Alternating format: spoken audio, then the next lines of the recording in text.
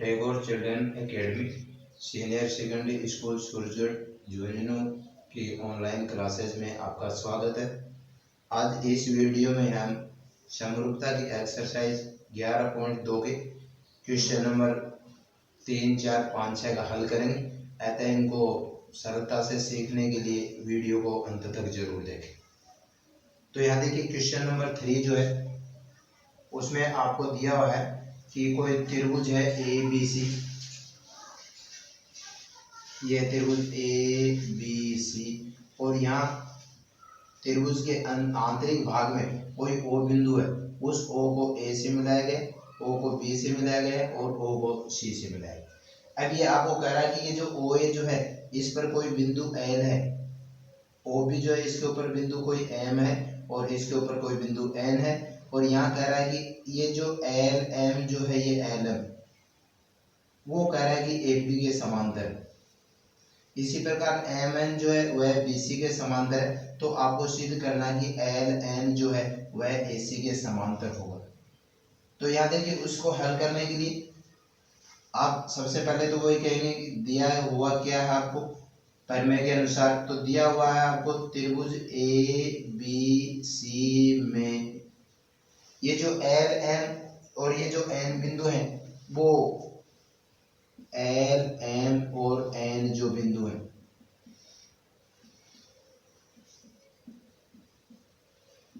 इस प्रकार है। यानी कैसे दे रखे और वो दे रखे एल एम जो है वह ए बी के समांतर है तथा ये जो एम एन है एम एन वह समांतर बी सी। सिद्ध करना है आपको कि सिद्ध करो कि ये जो एल एन जो है वह ए सी के समांतर होगा और आपको ये सिद्ध करना कि एल एन समांतर ए सी। रचना का यहाँ पर कोई पद नहीं है। अब देखिए इसको हल करें तो यहाँ पर सबसे पहले देखिए ये एल एम जो है ये एल एम ये ए बी के समांतर है। तो त्रिभुज ए ओ बी में त्रिभुज ए ओ बी में और यदि आधारभूत आनुपातिक प्रमेय का प्रयोग करें तो यहाँ पर देखिए ये जो ओ एल बटे एल ए यानी आपने पढ़ा था थेल्स प्रमेय आधारभूत प्रमेय में कि यहाँ पर दो एक भुजा के समांतर रेखा खींची जाए तो शेष दो भुजाओं को समान अनुपात में विभाजित करती है। और इसलिए यहाँ पर जो मान हुआ क्योंकि ए ओ बी में एल एम जो है वह ए बी के समांतर है और इसलिए ओ एल बटे एल ए बराबर ओ एम बटे एम बी और जिसका कारण हो गया आधारभूत आनुपातिक प्रमेय से। आधारभूत आनुपातिक प्रमेय से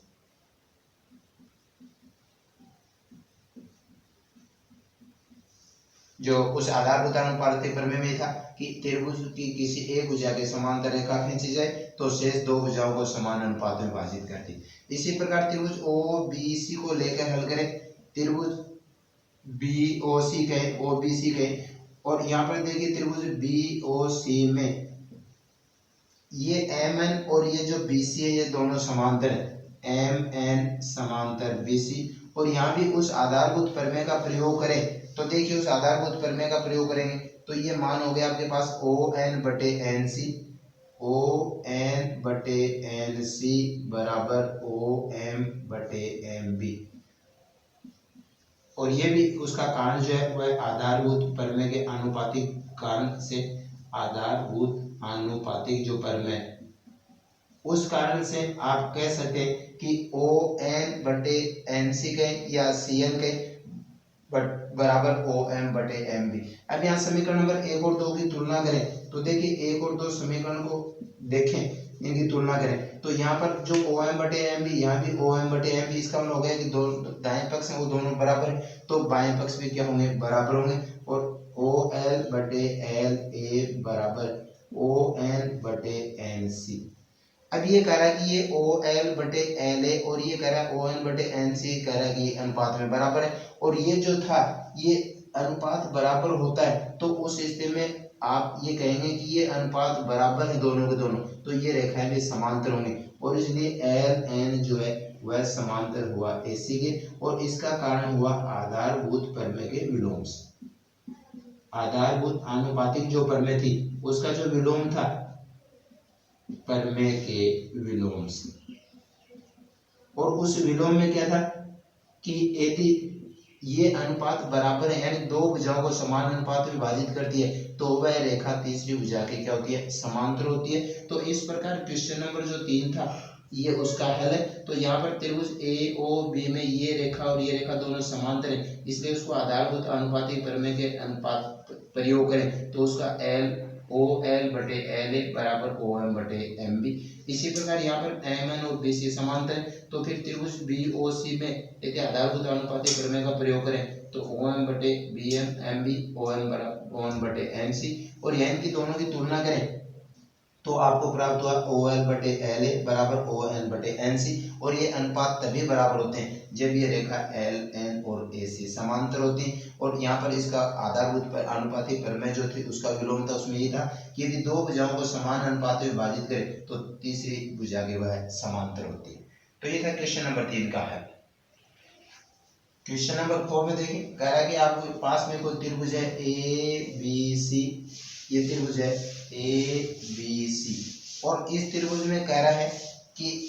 भुजाएं जो AB और AC जो है इनके ऊपर कह रहा है कि D और E बिंदु इस प्रकार, इस AB पर D बिंदु है और इस पर E बिंदु है, कोई बिंदु है, और वो कह रहा है कि इस प्रकार है कि ये BD और ये जो CE जो है ये कह रहा है कि दोनों बराबर है, BD बराबर CE। और साथ में कह रहा है कि कोण B है वो कोण C के बराबर है, और ये कोण B जो है ये कोण C के बराबर है, कोण B बराबर कोण C आपको दिया हुआ है। और आपको कह रहा है कि सिद्ध करना है ये जो DE जो है ये DE ये आपको दिया हुआ है, सिद्ध आपको करना है, सिद्ध करना है कि DE जो है वह BC के समांतर है। तो यहाँ देखिए सबसे पहले जो बातें आ रही हैं, सबसे पहला जो बिंदु है इसको हल करें। तो यहाँ पर देखिए इसको हल करें तो आपको दिया हुआ है कि कोण B बराबर कोण C, और जैसा कि आपने इस बारे में अध्ययन कर लिया छोटी छोटी क्लासों में, ये त्रिभुज ABC है और इसमें यूं कहेंगे कोण B व कोण C दोनों बराबर है। तो यहाँ इसके त्रिभुज के दो कोण बराबर हो रहे हैं, तो इन त्रिभुजों के समूह जो भुजाएं होती है वे भी क्या होती है, बराबर होती है, यानी बराबर कोणों के समूह भुजाएं बराबर होते हैं। तो यहाँ कोण B व कोण C दोनों के दोनों बराबर हैं, और इसका अर्थ हुआ कि इसलिए AC जो भुजा है, यानी कोण B के सामने भुजा AC है और कोण C के सामने भुजा AB, और यहाँ AC जो है ये AC जो है और ये AB जो है यहाँ पर इसके दो टुकड़े हो रहे हैं, तो उस AC को यूं भी कहा जा सकता है कि AE प्लस EC बराबर AB जो है उसको लिखा जा सकता है कि AD प्लस BD। और यहाँ देखिए आपको कहा है कि BD जो है वह CE के बराबर है, तो यहाँ पर इस BD को CE कहें तो AE प्लस EC बराबर AD प्लस CE, और इसका कारण हो गया कि BD जो है वह CE के बराबर, इसलिए उस BD को CE में परिवर्तित किया गया है। और यहाँ देखिए दोनों पक्षों में C का ये जो C घटाएं तो यहाँ पर आपको प्राप्त मान हुआ AE बराबर AD। अब यहाँ पर दो बातें आपके पास में हो रही, एक तो BD बराबर C और एक AE बराबर AD, आपको दो बातें मिल चुकी हैं। तो यहाँ पर देखिए इसको योग है, इसलिए AD बराबर AE, और यहाँ इसको यूं कहें कि BD बराबर CE, और यहाँ इन दोनों का अनुपात ज्ञात किया जाए तो इसलिए इसको यूं भी कह सकते हैं कि AD बटे BD बराबर AE बटे CE। ये दो बिंदु थे आपके पास, एक तो आपको दिया हुआ था BD बराबर C, एक आपने हल कर लिया कि AE बराबर AD। तो यहाँ पर इन दोनों का अनुपात निकाले तो AD बटे BD बराबर AE बटे C, और अभी ये कह रहा है कि ये AD बटे BD और AE बटे C जो है अनुपात बराबर है, और ये अनुपात बराबर कब होते, जब DE जो है, इसलिए DE जो है वह BC के समांतर है, और इसका कारण हुआ आधारभूत प्रमेय का जो विलोम है उससे, आधारभूत आनुपातिक प्रमेय जो है, आनुपातिक प्रमेय के विलोम से। जो विलोम में दर्शाया गया था कि ये यदि कोई भुजा, ये जो डी जो है इन दो भुजाओं को समान अनुपात में विभाजित करिए, ये करा इसको समान अनुपात में, तो तीसरी भुजा बची है बीसी, तो डी ई समांतर बीसी, जिसको आधारभूत प्रमेय का आनुपातिक प्रमेय जो थी उसका विलोम करते हैं। तो ये था क्वेश्चन नंबर 4 का हल। तो यहाँ पर आपको बी डी बराबर सी और कोण बी बराबर कोण सी दिया गया है। तो यहाँ कोण बी और कोण सी जो दे रखे हैं इसके आधार पर आप ज्ञात कर सकते हैं कि AC और AB दोनों बराबर हो गए, और इस AC और AB बराबर होने के कारण आप यहाँ पर हल कर सकते हैं कि A का जो मान है वह AD का बराबर होगा। और यहाँ पर दो कथन हो गए, आपके पास दो बिंदु हैं, एक तो BD बराबर C जो आपको दिया हुआ था, एक AE बराबर AD जो आपने सिद्ध कर लिया। इन दोनों से इनका अनुपात ज्ञात करें तो AD बटे BD बराबर AE बटे C, और AD बटे BD बराबर AE बटे C जो है यानी दो भुजाओं को समान अनुपात में विभाजित करें तो तीसरी भुजा यानी BC के समांतर होगी। तो ये था क्वेश्चन नंबर 4 का हल। अब अगला पार्ट जो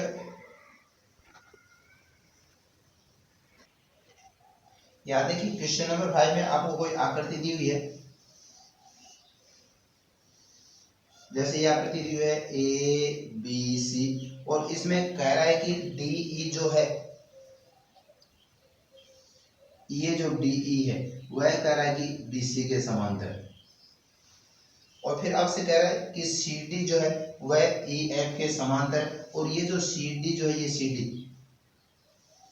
ये कह रहा है कि EF के समांतर है, या U EF के समांतर, यानी ये और ये दोनों समांतर। तो यार सबसे पहले त्रिभुज ABC में देखिए, ये जो DE जो है BC के समांतर है, त्रिभुज ABC में, और कह रहा है कि DE जो है वह BC के समांतर है, और DE BC के समांतर होने का अर्थ हो गया, जैसे ये त्रिभुज है आपके पास कोई त्रिभुज ABC, और उसमें कह रहा है कि DE जो है ये DE वह BC के समांतर है, तो ये भुजाएं समांतर होने का अर्थ हुआ कि आधारभूत प्रमेय। तो यहाँ पर आधारभूत प्रमेय लगा रहे थे आप AD बटे BD बराबर AE बटे EC, और उसके विलोम को आपने हल किया था, उसमें दोनों पक्षों में एक जोड़ते हुए आपने इस पूरी भुजा को AB बनाया था। तो इस प्रकार इस आपको उस आधारभूत आनुपातिक प्रमेय से आप इसको यूं भी कह सकते हो कि AD बटे AB बराबर AE बटे AC, जो आधारभूत प्रमेय थी वही है, उसका रूप ही है, उसमें दोनों पक्षों में एक जोड़ते हुए आप उसको पूरी भुजा दर्शा सकते हैं आनुपातिक प्रमेय से, जिसको समीकरण नंबर 1 है। तो यानी देखिए इस आकृति को लिया गया यहाँ पर, तो त्रिभुज ABC में ये DE और BC समांतर है, और ये समांतर होने का तो कि यहाँ पर आधारभूत प्रमेय AD बटे BD बराबर AE बटे EC, और इस पूरी भुजा AB बनाने के लिए और दोनों पक्षों में आप एक जोड़ रहे हैं, जो आगे के क्वेश्चन में ज्यादा जो शर्त रूप है वो आ जाएगा आपके सामने। तो यहाँ पर इसको लिखा जा सकता है कि AD बटे AB बराबर AE बटे AC,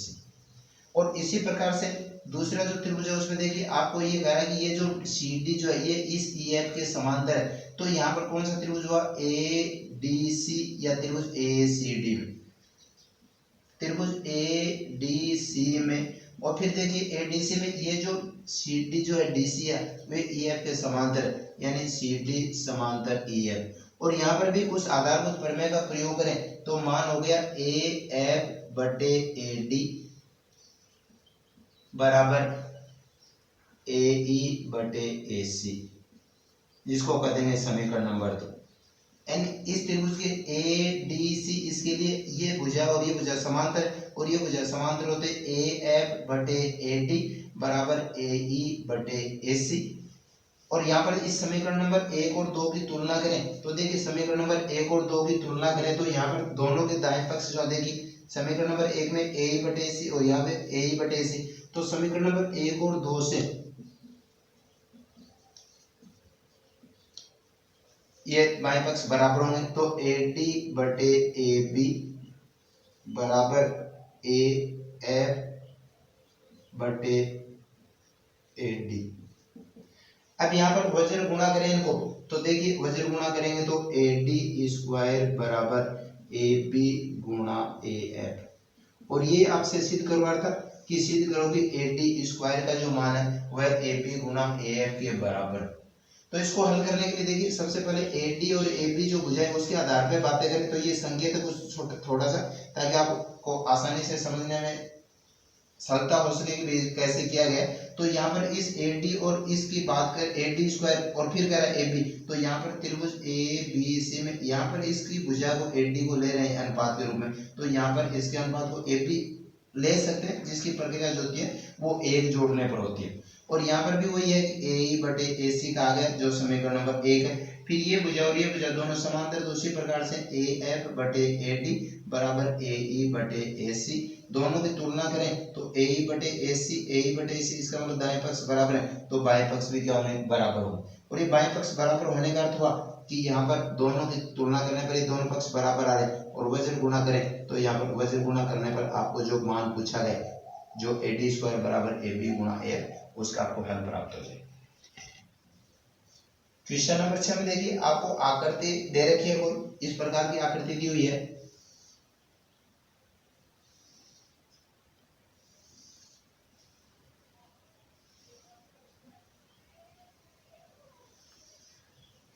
इस प्रकार की आकृति देते हो, इसमें आपको दिया गया कि A B C D और फिर यहाँ पर इनको जो नामांकित कर दिया गया है E और F, इस प्रकार से। और अब देखिए क्वेश्चंस में क्या कह रहा है आपसे, कह रहा है कि ये जो EF जो है ये EF वह कह रहा है कि DC के समांतर है, और कह रहा है कि AB के भी समांतर है। कहने का अर्थ हुआ कि यहाँ पर आपको जो दिया हुआ है EF जो है वह समांतर है DC के और वह समांतर है AB के। आपको सिद्ध करना है कि AE बटे इसको ED भी कह सकते हैं, आप D भी कह सकते हैं, तो AE बटे DE बराबर BF बटे FC, ये आपको सिद्ध करना। AE बटे DE कहे या ED कहे, जिस भाषा में वो बात करे उसी भाषा में उसका जवाब दे दीजिए। ED कह रहा तो ED कह दीजिए, D कह रहा तो D कह दीजिए, और बराबर BF बटे FC, ये बात आपको सिद्ध करनी है। तो इसके लिए आपको त्रिभुज बनाने के लिए रचना करनी पड़ेगी। तो आप चाहे तो B और D को मिला सकते हैं, आप चाहे तो A और C को मिला सकते हैं। जैसे यहाँ पर A और C को मिलाया गया, और मान लीजिए कि इसको किसी बिंदु O पर प्रतिच्छेद करा, NEF को O बिंदु पे काटो। अब यहाँ देखिए इस त्रिभुज ADC को ले, यानी रचना में क्या किया गया, A और C को मिलाया गया, A और C को मिलाया, और जो मिलाने पर जो EF को O पर प्रतिच्छेद करता है।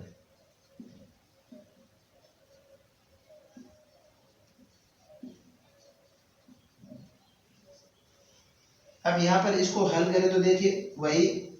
आधारभूत आनुपातिक प्रमेय है, उसी के आधार पे बातें करनी अपने। तो यहाँ देखिए त्रिभुज ADC को लें या त्रिभुज ACD को ले लें। त्रिभुज ACD में, इस ACD में देखिए ये जो EO जो है वह इस DC के समांतर है,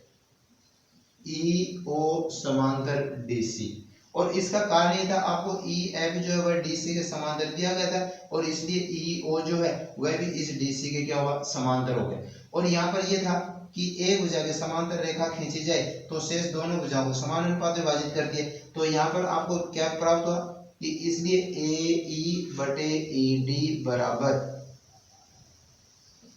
AO बटे OC, और जिसको समीकरण नंबर 1 है, और इसका कारण था आधारभूत आनुपातिक प्रमेय। जो आधारभूत आनुपातिक प्रमेय जो थी उसमें था कि एक भुजा के समांतर रेखा खींची जाए तो शेष दो भुजाओं को समान अनुपात में विभाजित कर दिए। तो यहाँ EO जो है वो DC के समांतर है, तो ये भुजाएं समांतर होते ही शेष दो भुजाएं बची उनको समान अनुपात में विभाजित करता। इसी प्रकार त्रिभुज ABC की बातें करें, त्रिभुज ACB में, तो यहाँ इस ACB में देखिए ये जो EF जो था वह AB के भी समांतर है, और इसलिए OF जो है ये AB के समांतर हो गए, OF समांतर AB। और यहाँ OF AB के समांतर होते ही और यहाँ पर आधारभूत प्रमेय का प्रयोग करें तो देखिए इसको क्या कहेंगे कि यहाँ पर CF बटे FB, CF बटे FB बराबर, और यहाँ इसका मान हो गया CO बटे AO, या OC गए या CO गए। और यहाँ देखिए आपके पास में समीकरण नंबर जो 1 था उसमें AO बटे CO आ रहा है, यहाँ पर आपके पास में CO बटे AO आ रहा है। तो इसका व्युत्क्रम करने पर व्युत्क्रम करें। तो यहाँ पर देखिए इसका व्युत्क्रम करेंगे तो मान हो गया एफ बी बटे सी एफ बराबर या एफ सी बराबर ए ओ बटे सी ओ, जिसको आप समीकरण नंबर 2 कर सकते हैं। यदि इसको आप समीकरण नंबर 2 कहेंगे तो इसको समीकरण नंबर 3 कर देंगे, जहाँ पे यूं कहेंगे इसको कि समीकरण नंबर 2 जो था उसका व्युत्क्रम करने पर। तो अब इन दोनों की तुलना करें आप, समीकरण नंबर 1 और समीकरण नंबर 3 की तुलना करें तो देखिए AO बटे CO इसका अर्थ होगा कि बाएं पक्ष के हैं बराबर है, तो समीकरण नंबर 1 और 3 से आपको मिला AE बटे ED बराबर FB बटे FC कहें या फिर इसको CF कहें।